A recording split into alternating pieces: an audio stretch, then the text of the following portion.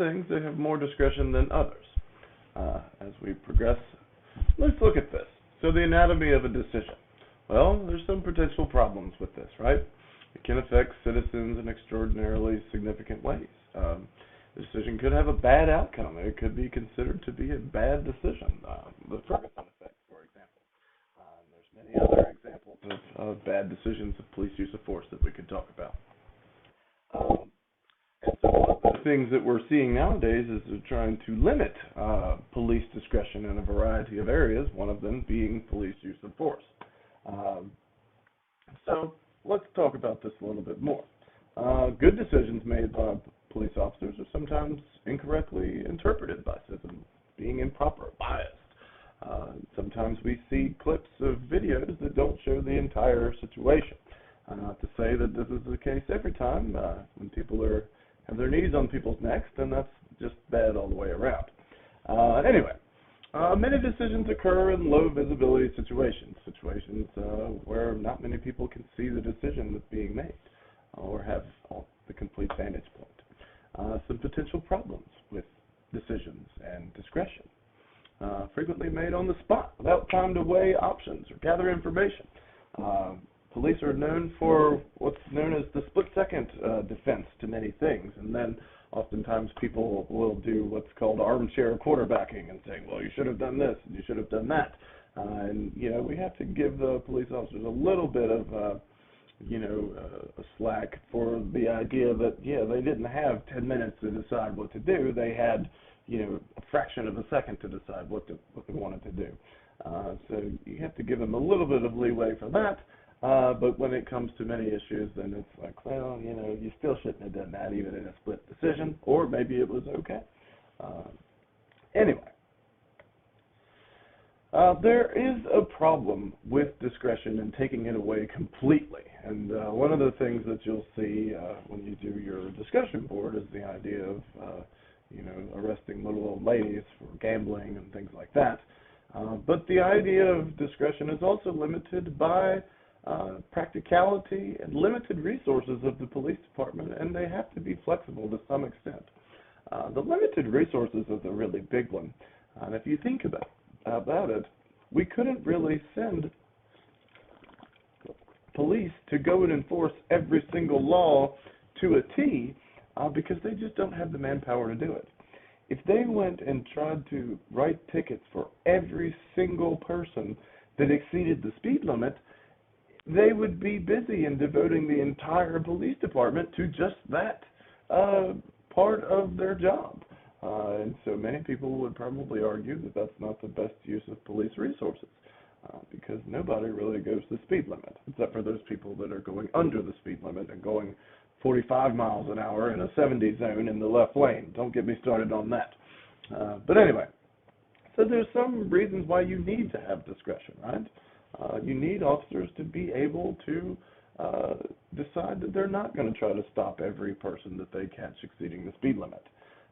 Maybe everybody who fails to use a turn signal. Maybe, there's tons of, if you follow someone, and I don't know if I've told you all this, but if you follow a car for a couple of miles, chances are they have done something that you could probably stop them for. Because we're humans, we're not perfect, right? Driving, is a difficult task. And you could say, well, they're weaving within the lane, because if you follow them for 5 miles, no one's going to keep the exact number of inches on either side of their tire between the line. They're not going to, it's really hard to maintain the same speed for a long distance. That's when you know when you have a really good driver, is if they can maintain the speed. But then, you have other things, failing to come to a complete stop and stop signs, turn signals, we can go on and on and on. Anyway, so some factors that influence discretion of police officers. Well, officer characteristics. There's a bunch of those. Minimal effect on discretionary decisions. You see age and sex don't really have a whole lot of effect on things. And this is just from your textbook, a little graphic here that shows, all of these different things that go into this. And we could sit here and go through each and every one of them, but I'd just be being redundant from your textbook. Anyway, so race and other suspect characteristics. Hispanic and black people are more likely to be arrested than white suspects. It's just what the research says, and, you know, it is unfortunate that that is that way, and we should be doing something to resolve that. One thing that I really like to mention, and I probably did this before in one of the other lectures, and I don't think your textbook really gives it enough justice, but is subject demeanor. And so, you know, if I get pulled over, I'm the nicest guy I could possibly be to that police officer because I don't want him to give me a ticket. He might not if I'm really nice to him, right? And that has happened before. Dr. Stringer has gotten out of a couple of tickets. But anyway, but if you're rude and you're yelling and cursing at that police officer and you've been pulled over for speeding, I would venture to say that you're probably not going to get a warning. You're probably going to get a ticket.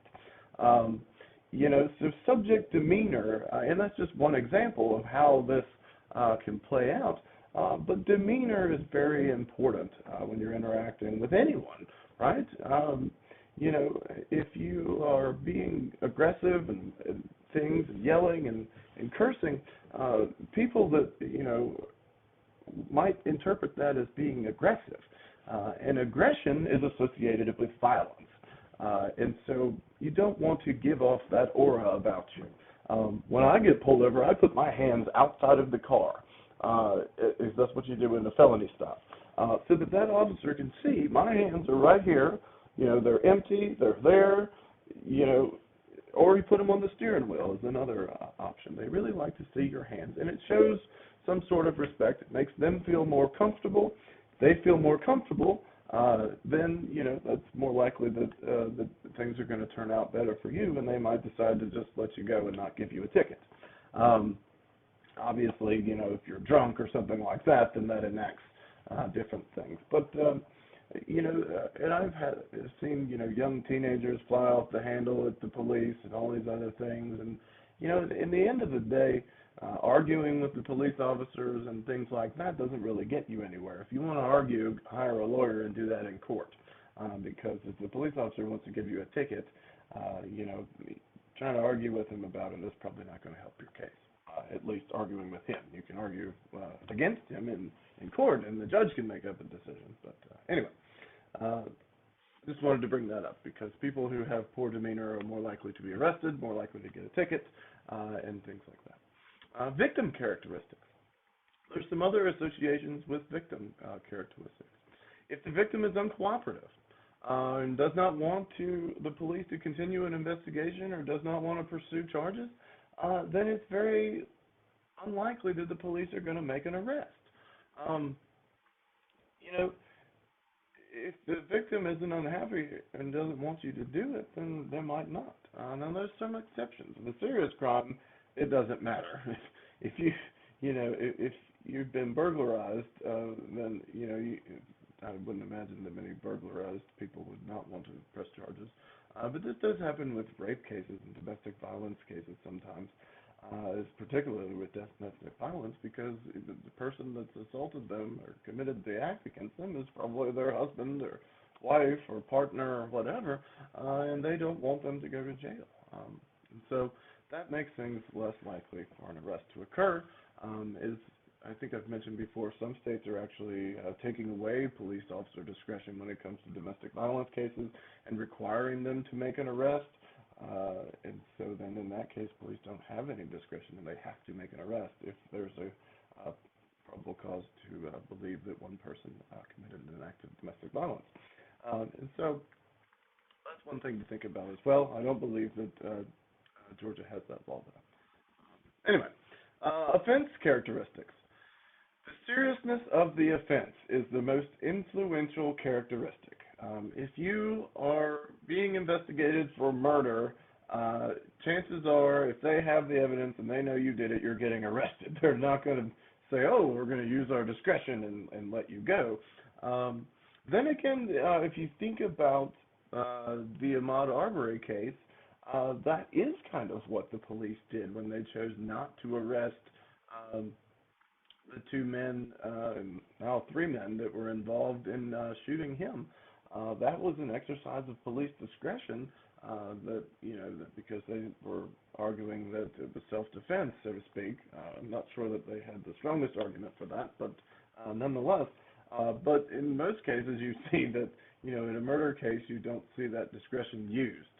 You see this most oftenly with with tickets and things like that. Anyway, but the seriousness of the offense is the most important thing. It doesn't matter how nice you are if you're charged with murder. Anyway, the amount of evidence. If they didn't have that much evidence, they know that the prosecutor is probably not going to pursue charges because they don't really have that much evidence. Then they're less likely to make an arrest. They might take the case to a prosecutor and let them decide if they want to take it to the grand jury and indict you, and then they'll just issue an arrest warrant later if that does come up. So the amount of evidence is important too. Neighborhood characteristics is another big one as well. Arrest, use of force, traffic stops, all these things. All these things are more likely to occur in low-income neighborhoods. So that's another predictor, so to speak, of police use of their discretion. So they're less likely to arrest people and use force and do all these things in more affluent neighborhoods than in low-income neighborhoods. Organizational culture of the department is very important too. So, does this department have a culture for, not taking college students to jail for, drinking underage or something like that? I know Cobb County PD, a lot of times if they catch drunk KSU students, they'll call the KSU PD to come and pick them up and take them back to the dorm or something like that, rather than taking them to jail. And there's very similar things happen in many college towns where, it's kind of an organizational cultural thing to be a little bit more relaxed on, alcohol and things by the police. Now, then again, the university itself does not condone it at all, of course. So these are all things to think about that are going to impact police discretion. Training, supervision, standard operating procedures, usually called SOPs for short. You have to follow those, and they're very influential on your exercise of discretion. For example, with drunk driving cases nowadays, many departments are issuing SOPs that say that officers have to make an arrest or cannot let someone go, if they believe that they've been drinking. If they don't arrest them, maybe they have to get someone else to drive them home. And this is because they don't want someone to be let go for a DUI and then go and crash and kill someone else. And that actually has happened a couple of times throughout the country. And so that brings a lot of backlash from the department, and so the department pushed out these SOPs to say we're not going to do that. Legal factors are another thing that shapes police discretion. Miranda versus Arizona, which we'll talk about, I believe, in a couple of weeks. Terry versus Ohio, Arizona versus Gant, Tennessee versus Garner. Miranda deals with what you have to do when you're conducting a custodial interrogation and limits your discretion with that, and says you have to tell the people about their rights. Terry versus Ohio, like we talked about last week, is to deal with stop and frisk and stopping people with a reasonable suspicion. And then Arizona versus Gant is another search and seizure issue, and then Tennessee versus Garner deals with shooting fleeing felons and says that you're not allowed to do that. So that takes away discretion of shooting people that are fleeing from you. Anyway, community and political factors. This can influence things too. Political leaders who appoint the police officials might have certain agendas. They might think that some crimes are more important to be enforced than others, things like that. So that can be important as well. So looking at how you're going to control it. Well, written rules really just provide guidance for officers, and one thing to think about, and one thing that's very important here, that shouldn't be overlooked is the fact that pretty much every situation that a police officer encounters is going to be a little bit different. You very rarely encounter the exact same thing over and over again. And so it's very difficult to write rules, laws, SOPs to cover every single thing that a police officer will encounter throughout his career. And so you have to rely on their professional judgment to handle the situation within the SOPs, the rules and the law, in the best way possible. And so, identifying and hiring candidates who already have these qualities is obviously an easy way to do that. And then, looking at police department transparency. Release use of force statistics. Many departments do not release these. We do not have a national database on police use of force, although Justice Department is working on trying to compile one. You're releasing these things. Let everyone know who's using force. If you have an officer with 18 civilian complaints of excessive force, you might have a problem there. And that's something that you should look at before someone ends up dying from this officer's use of force. And I would argue that, if you have an officer with that many complaints against them, and you know about this at the department level, and then the department is being negligent by keeping that officer on the street. If there's that many, I don't know whether these complaints are substantiated or not, or things like that. But these are all things to think about. Citizen review boards is another big one. Atlanta has a pretty well-developed citizen review board. I think it's one of only 2 citizen review boards in the entire state of Georgia that review complaints against police officers. Now, one thing to note about citizen review boards, at least in Atlanta, I don't know about other ones, is that the citizen review boards, they review evidence and they investigate things and talk to people about what the complaint is about. But they really just make a recommendation to the chief of what to do and how to handle these complaints. They don't have any actual authority to dismiss a police officer or suspend them or things like that. So it's one limitation of them, so to speak. Being more open with the media, being more telling the media what's going on would be very helpful as well. And as well as, cultural values and ethical standards of conduct are always important as well. So those are just some ways of controlling it. So I hope you enjoyed our little talk on police discretion. And please feel free to email me if you have any questions or comments. And I'll talk to you all next week.